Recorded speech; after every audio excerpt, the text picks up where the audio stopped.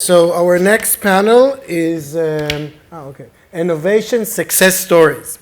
So please join us, Erez, Idan, Tim, and Zdenek. Again, please sit according to the picture. The moderator is Flavia. Flavia is the Director of Communication for Innovel. She has an undergrad degree in industrial engineering, master degree in hospitality, and a PhD also degree from UNLV. She is on the editorial board of Cornell Quarterly, and she's also my wife, so I better be very nice. Is there anything I missed, dear? No. Okay, thank you. Normally I'm not, I'm Israeli, we don't do this dear crap. So again, here's a panel. Flavia, please take it from here. Yeah. Is it okay? Yeah, not only that, when I was pregnant, once he told me, "Oh, you look beautiful." And what's wrong? The reservation agents told me to tell you this, because it wouldn't have come. And when Jeff was talking about Israel and the hummus with no cloth, I was trying to think, I've been here for 4 years, and I was trying to think about what I would point out that I've seen in Israel that I found interesting, and it will be actually a panel like this on TV, where everybody's trying to talk at the same time, and you can't, when you're watching, you can't understand anything. So the moderator, all they have to do is try to stop people from talking. It's the opposite. So Erez and Idan, as the two Israelis here, if you start, if I space out. Anyway, so yeah, I'm Flavia, and thank you for coming to TTI. And first, I would like to ask these speakers to introduce themselves and talk a little bit about their companies.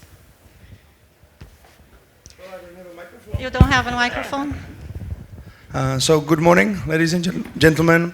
My name is Zdenek. I represent the company that is called Kiwi.com. We are still Czech-based. We are based in Brno, in the second biggest city in the Czech Republic. And we started 7 years ago as an online travel agent selling flight tickets. Today, we are not only an online travel agent, but we call ourselves a flight consolidator, data provider, B2B providers. We don't serve only B2C customers, but everything what we do is based on B2B partnerships across the whole travel industry. And some numbers, we sell around 10 to 12,000 bookings every day. We have content of all the low-cost carriers, of all the full-service carriers, buses and trains. So basically we create itineraries that we call virtual interlining.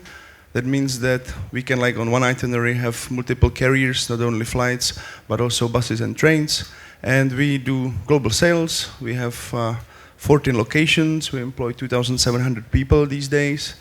We do some business with Israeli companies as well. So good to be here again. Hi everybody, my name is Tim Hughes. I work for a company called Agoda. We're an online hotel booking platform, part of the Booking Holdings family. So same family that owns Booking.com, Kayak, OpenTable, rental cars, and more. I look after corporate development, which means I'm doing M&A and investment work for Agoda. I've been with Agoda for about 7 years. We are mainly a Thailand-based company. There's about 5,000 people for Agoda worldwide. 2,500 of those are in Bangkok, and 80 of those in Bangkok are Israelis, including our Chief Technology Officer, our Chief Operating Officer, and our Chief Marketing Officer. So we've almost been reverse taken over by Israelis. No one's learning Thai anymore, we're all learning Hebrew. So it's a pleasure to be here to try and look for more people to come and work for us in Bangkok. Thank you. Hi everyone, Idan. I'm the CEO of Trustifi. We're a cybersecurity company that specializes in email encryption. Serving the travel industry, which I'll more than happy to share the use case. Ram called me always the party pooper because I'm always bringing the dark side of the technology and the beautiful stuff we see here, but hopefully it's going to be enjoyable. My name is Erez. I'm the CEO of Smartair, which is an Israeli fast-growing OTA. In addition, we're a tech company also offering platform for the travel industry, aggregating flights, hotels, activity, and building sort of a next generation of OTA, because OTA is not just flight. So we hoping to be there with strong technology and building OTAs around the world that offering dynamic packages and other services. Thank you.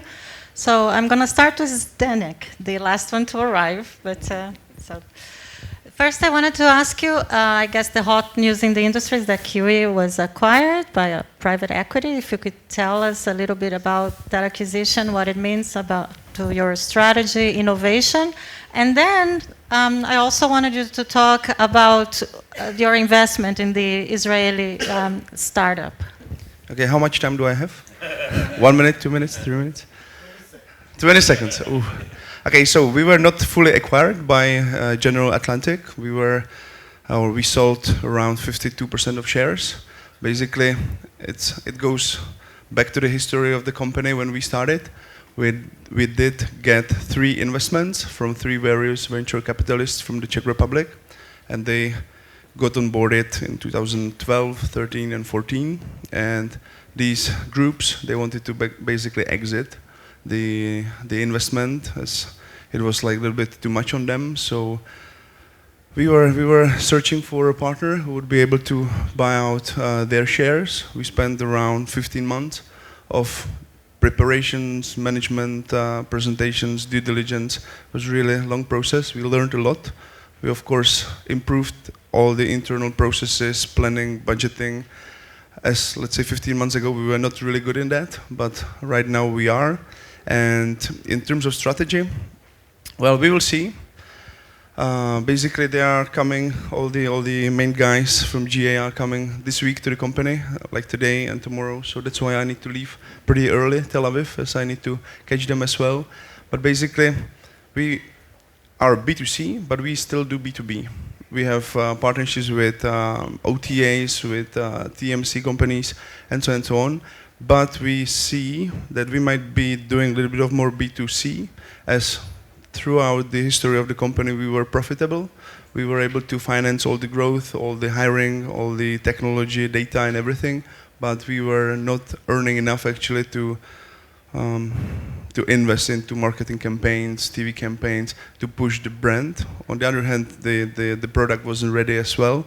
So right now we are preparing some business plans, and of course GA would allow us, if they would see that it would make sense, they would allow us to do finally the marketing campaigns and push the B2C brand forward. Thank you for being with us in the midst of all this changing. It's really amazing. It's the second year that you're in TTI, and Tim? Yeah, second, and I hope that it's not the last one. So next year I'm coming earlier. Yeah.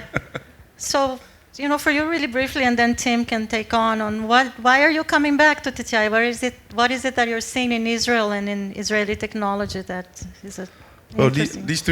These two gentlemen. No, but we have ticketing partners here. We have some other partners, so I will be meeting lots of people today. So yeah, unfortunately, it's a really short trip, and we have also our, I wouldn't say first company that we invested in, but they are called CRS. I've heard that not everybody knows them in the travel scene or travel startup scene here, and we did the investment, like we did a minority stake investment a few months ago. IRCR is a small, like relatively small company, 20 really smart guys, and they are doing cool stuff with airlines. They are providing all these systems and technology for third or fourth, like the smallest carriers in the world. So they have around 60 customers in Africa, in Latin America. Their biggest airline is Germania from Europe, and we saw lots of synergies. So yeah, and the synergies are just the product is complementary, or is there something about the culture that you feel fits your company? Well, of course, product. We saw that we can integrate our content into their system. On the other hand, they can integrate, or we can integrate their content to our system on the other side. But as you do investment, you need to have click with the founders, with the CEO, with the team, and we saw that there's synergies even like in the soft skill area. So we understand them, they understand us, and we want to support them to grow, as we see lots of opportunities there. And Tim? I mean, as I mentioned in our introduction, we've clearly got very strong ties to Israel through our staff. But that wasn't an accident. That actually came through an acquisition we made about 5 years ago. So about 5 years ago, we bought an Israeli startup called Clicker, Qlika. And from that, we got our chief operating officer, our chief marketing officer, our head of data science, and set up a data science team here in Tel Aviv, which we still kept to about 10 people. So, and that's the fact that those men and women are still 5 years later still working with us shows how successful that acquisition was. And so we are hungry for more. Yeah, Ron said that you call it the most successful acquisition I think in history. I've never seen. I've worked in corporate development for years. I've never seen it where 5 years later they are at the heart of our business. So we are believers in the technology, believers in the people, and so I'm keen to do more of that. And we're very active investors and acquirers. In the last few years, we put $500 million into Meituan in China, $500 million into Didi in China. We invested in Grab in Southeast Asia, and just overnight we put $50 million into a Korean OTA called Yanolja, Yanolja. So we're very active in investment, very active in acquisition, and looking to do more of that here in Israel. We were talking yesterday, and Tim mentioned that you talked to like 80 startups Yeah, a year I have a approximately. deep conversation with at least 80 startups a year. So not just a sort of a cup of coffee, but sit down, talk, and understand the business. And a lot of them in Israel and Asia. Israel, Asia, particularly. I do go to Europe and America sometimes, but mainly it's this part of the world. And in Maggie's presentation, she was showing how fewer startups are getting most of the funding. I don't think that in Israel is like that. I don't know what you see. Asia is kind of crazy. The fact that I've mentioned something like we put $500 million into Meituan and we got 0.5% of that company indicates the sort of amazing amounts of money being raised and the valuations of these businesses. So it's a very different world down there. And Maggie shared some of the notion of the mega app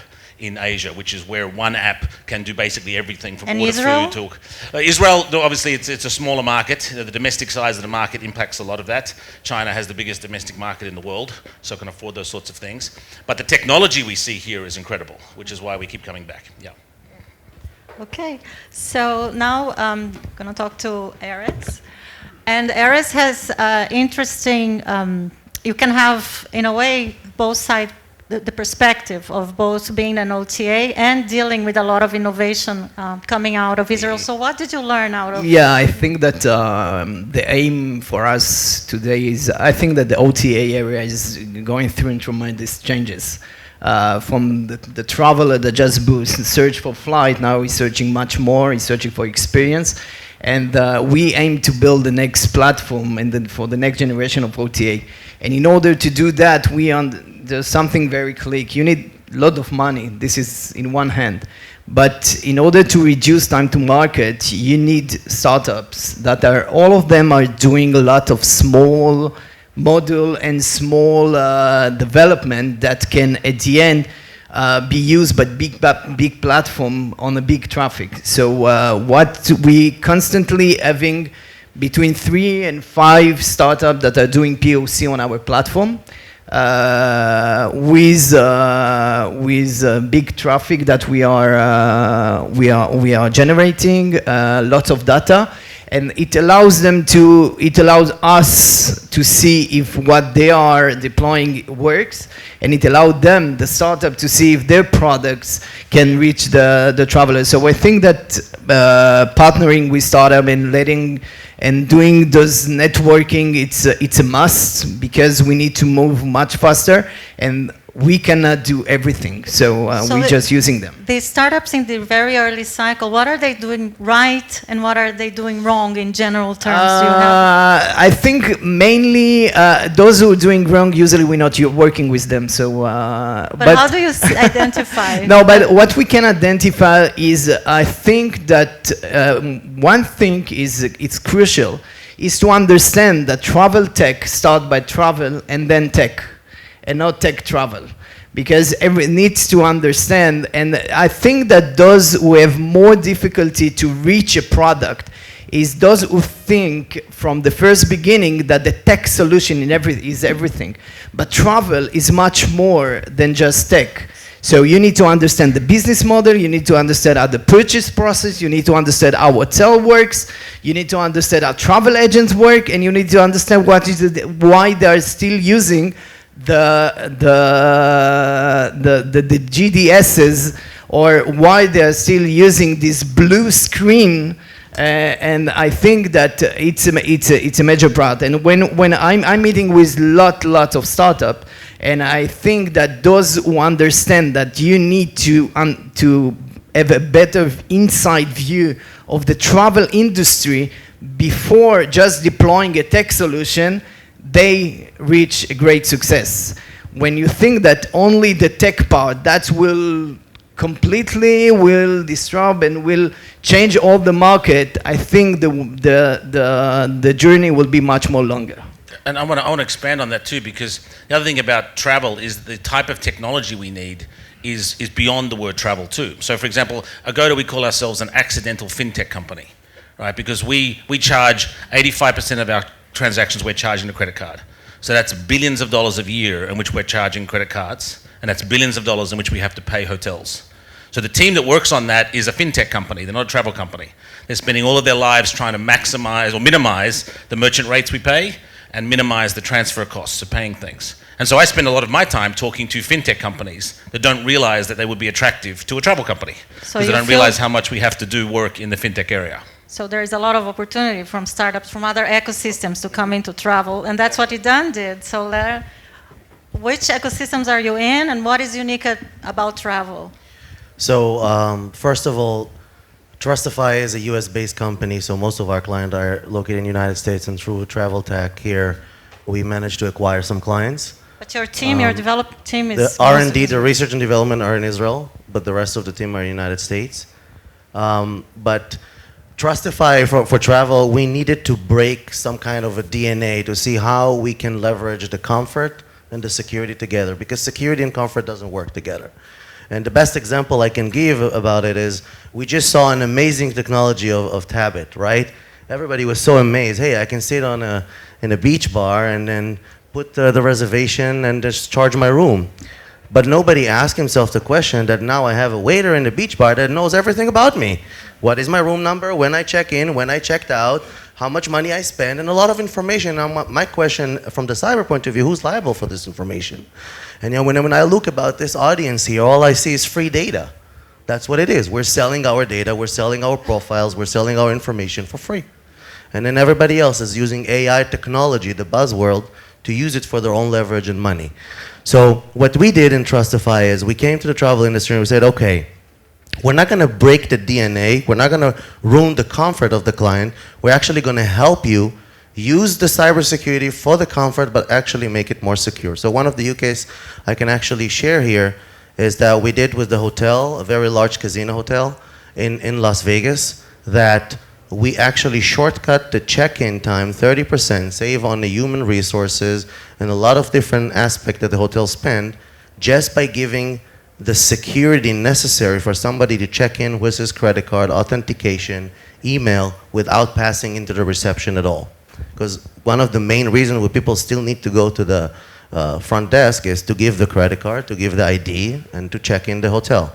So we managed to use the email encryption services that we have in order to give the check-in process way faster and way more secure.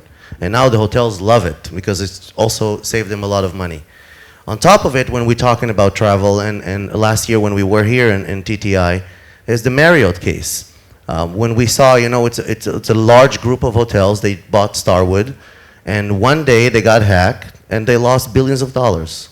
Just the one day of hacking. So we're trying now to come to the travel industry and explain, unfortunately, cybersecurity is not in the priority. You can see nobody talk about it. Everybody talk about the comfort. I wanted to ask you, how secure is travel compared to other industries? Can you...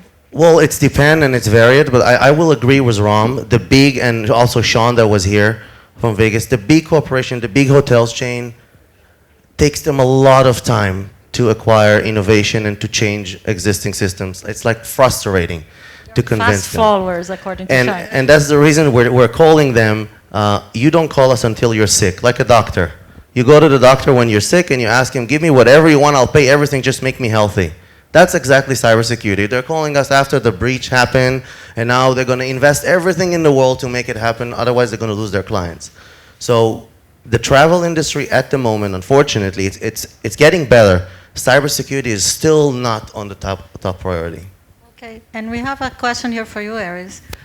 Is Smartair looking to implement NDC or virtual interline, or both? Yeah, of course. We cannot avoid what's going on in the airline and space. I'm not sure that is in the. I must admit that I'm not quite sure that this is an immediate priority, because we're not ready, but I guess that the airline are not all ready to deploy their NDC solution. But this is definitely something that we will do. We are now concentrating much more effort on, because I think that for many years the OTA just focused on flight, are getting the best price for flight, and now reaching and bypassing other system.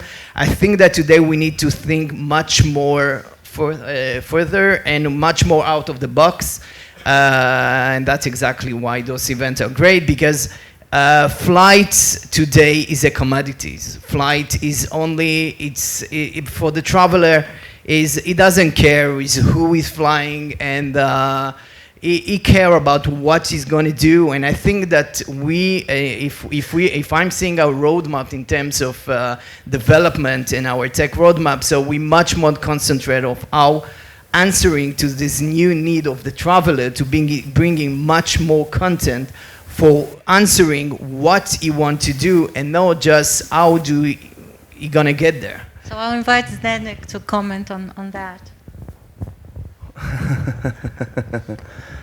Well, to be honest, I didn't listen now the last sentence. Thank you. I was thinking you about spoke the question. for 30 minutes. That's the part when the Israeli are counting med, okay? That's exactly the part. So you have to ask me again, I'm sorry.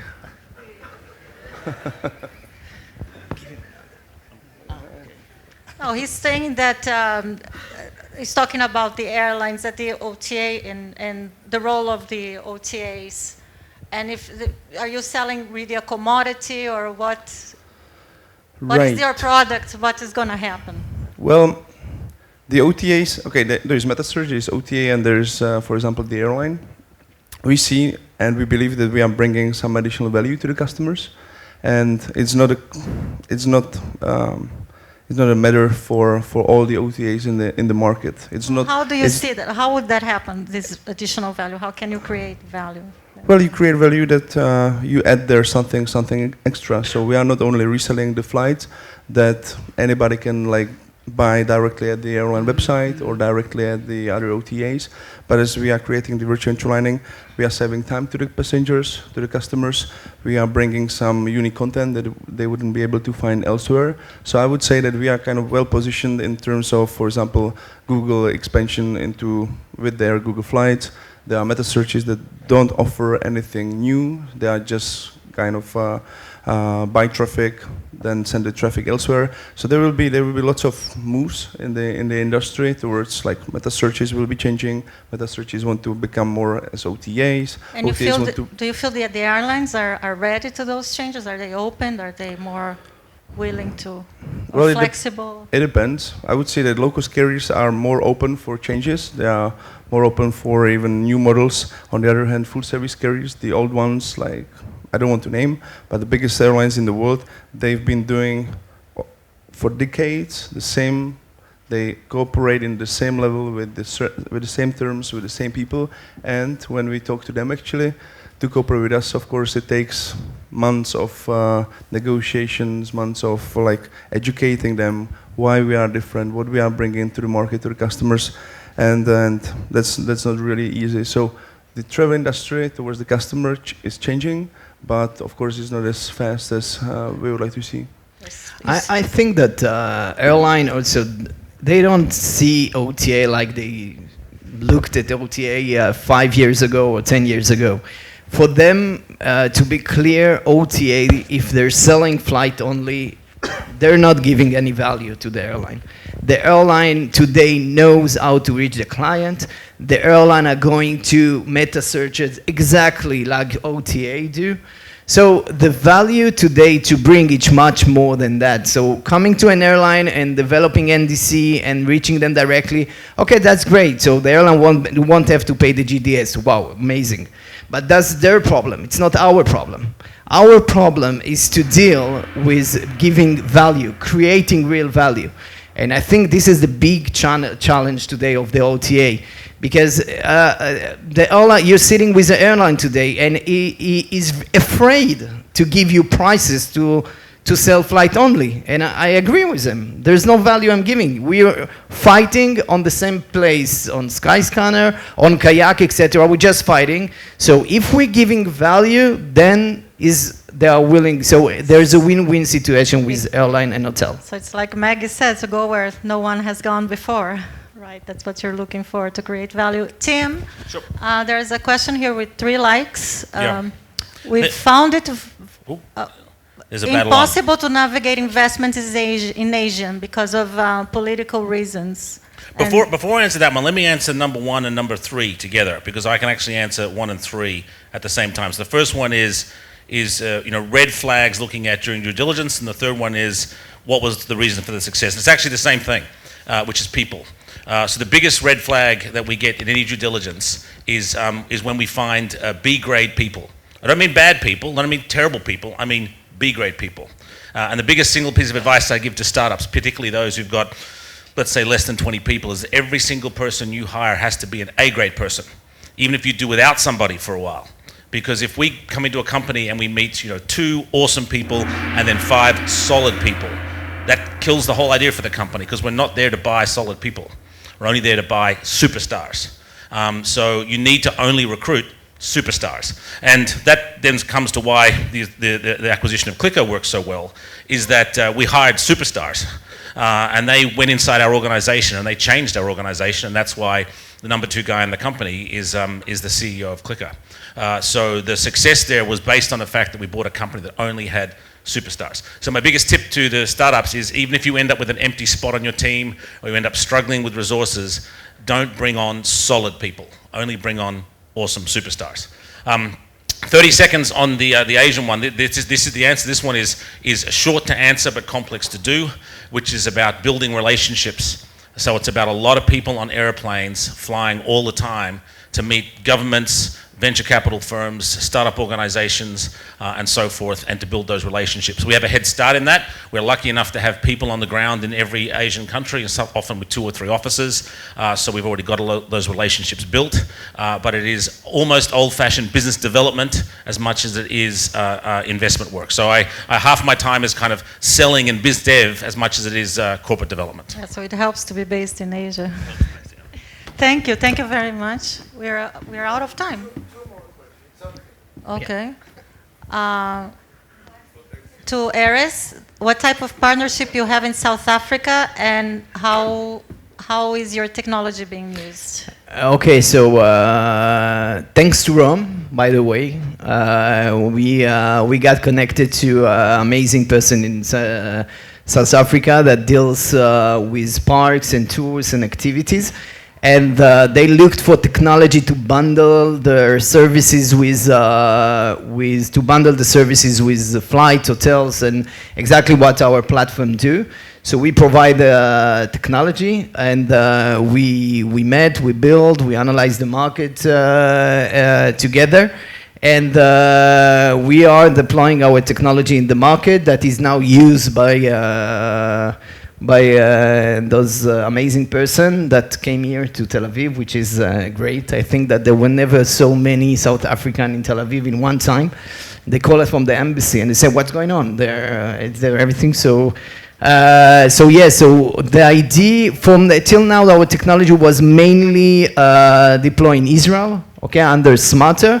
And the idea was to test another market, and they approach us to better understand the technology, and it matched to the need. So we are providing the platform, and it's a great opportunity. Being in the right place at the right time. Yeah, exactly. Right, That's it's the kind of, it's I'm always saying it's a kind of email that Rome just introduced. Send an email. Erez, I think it might be interesting, and they're looking for a platform that you have. you are receiving so many emails, and that's exactly the moment you're saying, what if I just passed through this email and said, okay, I don't have time for it. And that is, I think we talk about big companies that are not moving through innovation, is because they're saying, oh, we're so busy, but you're so busy of not doing what you need to do.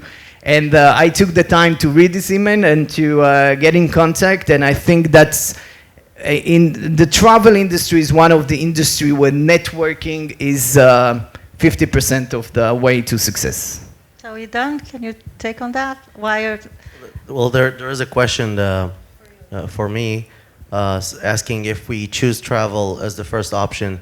The answer is no, because we started where the most vulnerability was, which was the legal industry and the health industry. A lot of health records on the darknet. I'm sure everybody here and there are some hacks. We went to travel after we participated in TTI one time, and then we understand that there is a market here that really needs to improve on security side, and that's why we decided to choose on it. The next one, by the way, if anybody curious, is actually the real estate. Thank you. Thank you very much. Thank you. Okay.